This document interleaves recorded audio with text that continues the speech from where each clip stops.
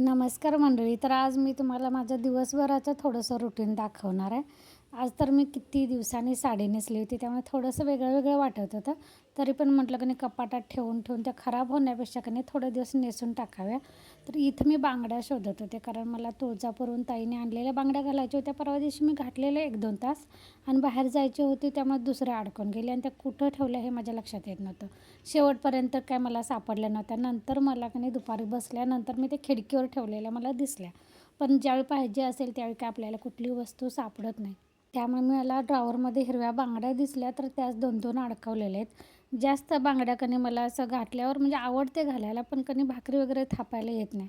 त्यामुळे शक्यतो एखाद दुसरी बांगडी असते, नाही तर मग नसतेच. हात रिकामेच ठेवलेले आवडतात मला. इथं नील गेलेला होता, त्याच्यासाठी चपाती आणि ऑमलेट डब्याला दिलं होतं. बाकीच्यांचं अजून आमचं आवरायचं होतं. चार्लीला भूक लागलेली, त्यामुळे त्याला पहिल्यांदा चपात्या केल्या बिनतेलाच्या आणि आता आमच्या बाकीच्यांच्या चपात्या करून घेते. मूग भिजत घातलेले आहेत. मुगाची उसळ करायची आहे, सांडग्याची आमटी करायची आणि भात करायचा. झाडू वगैरे झालेल्या, जास्तीच्या अंथरुणं वगैरे सगळी ठेवून दिलेले आहेत.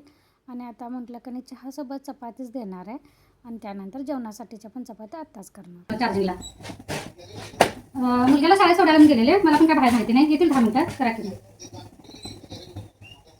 हो बरं, आज उघडच असते, सोमवारी सुट्टी असते. हां हां. कधी कधी मला असं वाटतं ना, देशाच्या पंतप्रधानांना पण इतके फोन येत नसतील जेवढे माझ्या नवऱ्याला येतात. तासभरच फोन चार्जिंगला लावून गेलेत, तर इतके फोन वाजत होते ना, ते घेऊन घेऊन मला इरिटेट असं झाल्यासारखं होत होतं. आणि हा दिवसभर माणूस कसं फोन सावरतो देव जाणे.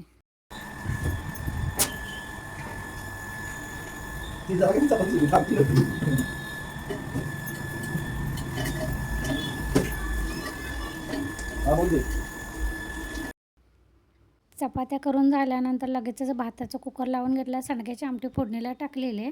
आणि इथे म्हटलं पहिल्यांदा मशीनला कपडे लावून घ्यायचं, कारण पाणी आलं होतं.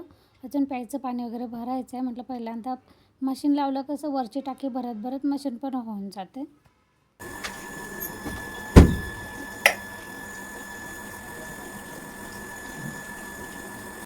प्यायचं पाणी भरून घेतलं. दारात पण कधी 2 दिवसच पाऊस आल्यासारखा झाला, त्यानंतर परत कडक ऊन पडलं होतं.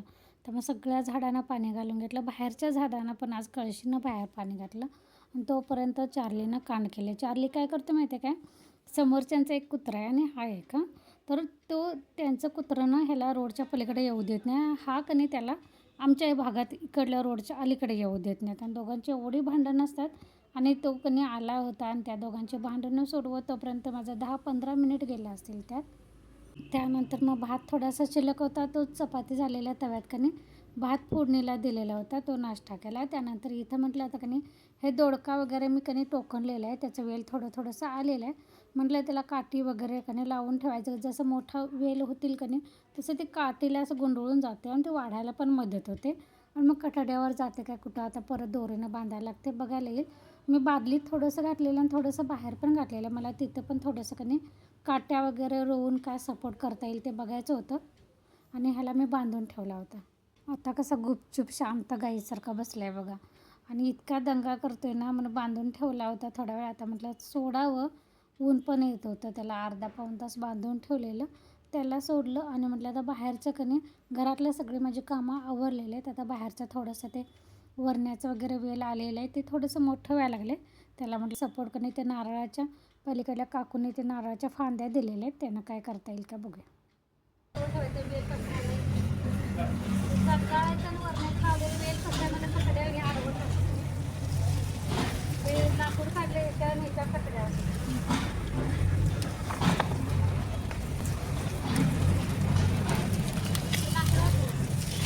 तू तिकडे ठेवते आज.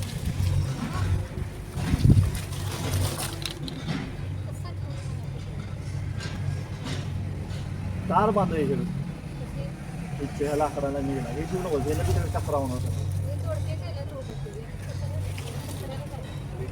तार तार बांधू मी पैसे कसं ना ती टाकी किती नाही, ती नाही ती टाकी नाही ना. तिकडं माझा इथं टक्क्या ठेवायची.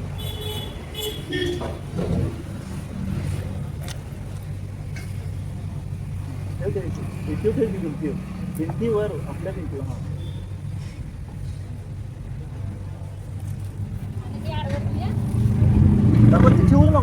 नाही सगळा कचरा होणार. कचरा नाही, असं तेल कचऱ्याला सांगते.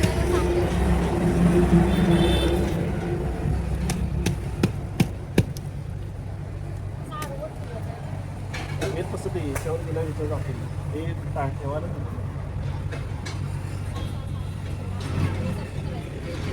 याच्यावर नाही याच्यावर जाता येईल व्यवस्थित टाकल्यावर ते हे होणार त्यांना ह्याचंच पाणी नंतर पाज होणार.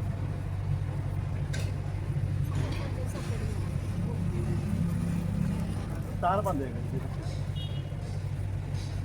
त्याला कसं करावं बघा, असं तर मागे पण तिथून आता दोऱ्या बांधायला पाहिजे तीन. तिथे आता या त्याच्यापर्यंत कसं करायचं ते दोडक्याला मी उभा करून ठेवूया.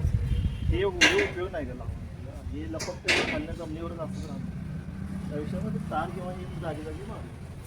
माझं सांगितलेलं नवऱ्याला पटत नव्हतं आणि नवरा जो सांगतो ते मला पटत नव्हतं. कारण माझ्या डोक्यात दुसरंच काहीतरी करायचं चाललेलं आणि त्यांचं दुसरंच चाललेलं. मला बेल वाढायला कारण मी काय ठरवलं होतं, चुलीची जी लाकडं आहेत ना ती अशी जागी जागी रोवायची आणि त्याच्यावर ते नारळाच्या ढामट्या अशा आडव्या ठेवायच्या म्हणजे सगळीकडनं ते पसरून जाईल. नाहीतर मग दोऱ्या अशा बांधायला पाहिजे. तर दोऱ्या बांधण्यापेक्षा कारण हे नारळाचं मला बरं वाटलं होतं, पण ह्यांचं मत आहे की ते कचरा होईल त्यामुळे ते नको, तारा लावूया. आता हे कधी घडतंय देव जाणे. आता एक तर ह्यांच्या कामातून ह्याला सवड नसते आणि मी जे करते ना ते पटत पण नाही माणसाला. असं मी थोडा वेळ इकडं तिकडं थोडंसं बघितलं कसं कसं लावायला येईल वगैरे असं थोडंसं रान काढायला येते काय बघितलं, कारण मला तिथं अजून कढीपत्त्याचं झाड एक लावायचं आहे. त्यामुळे इथे ह्याच्यामध्ये की नाही असं रान येऊन चालत नाही, कारण ही झाडं की नाही एक शोची लावलेली आहेत. त्यानंतर माझ्याकडं अजून ते चाफ्याचे एक गुलाबी कलरचे 2 आणि पिवळा चाफा नर्सरीतून आणलेलं ते आणि त्याच्यामध्ये मी जगदाळा वरणा दोडक्याचं वगैरे लावलेलं आहे, चवळीचं वगैरे. त्यामुळे की नाही ते रान येऊ देऊन नसायला पाहिजे, नाही तर मग त्याला पिकाला वाढ येत नाही. तर मी थोडा वेळ बघितलं, परत घरात आले, मुगाची उसळ फोडणीला टाकली. त्यानंतर मग देवपूजा वगैरे करायची होती, ते सगळं आवरून सकाळची कामं आवरून घेतली.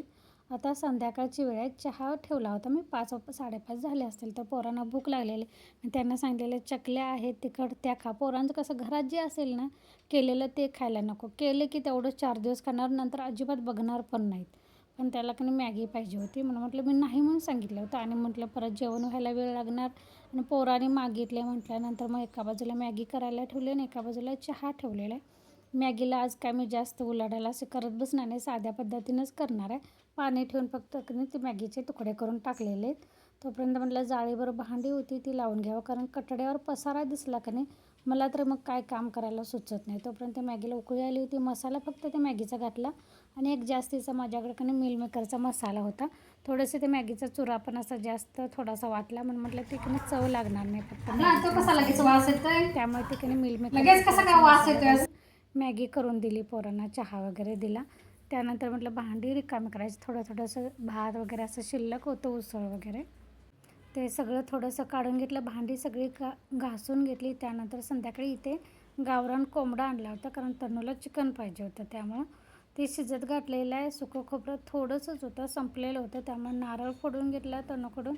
त्यानंतर सुकं आणि तांबडा रस्सा, तांदळाच्या भाकरी केल्या होत्या आणि भात केला होता, असा संध्याकाळचा मेनू होता. चला तुम्हाला तयार झालेलं माझं सुक्कं गावरान कोंबड्याचं चिकन आणि रस्सा दाखवते. ह्याचा व्हिडिओ मी सकाळी शॉर्ट व्हिडिओ टाकलेला आहे, कशा पद्धतीनं आमच्या कोल्हापूरच्या पारंपरिक पद्धतीनं कसं आम्ही करतो ते नक्की बघा जर बघितला नसेल तर. अगदी झणझणीत चमचमीत झालं होतं, चवीला पण छान झालं होतं. अगदी मसाला जास्त नाही कमी नाही, अगदी परफेक्ट झालं होतं आणि तांदळाच्या भाकरीसोबत तर बोलायलाच नको.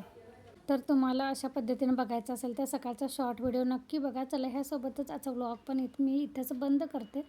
पुन्हा भेटू नवीन व्लॉगमध्ये, तोपर्यंत बाय.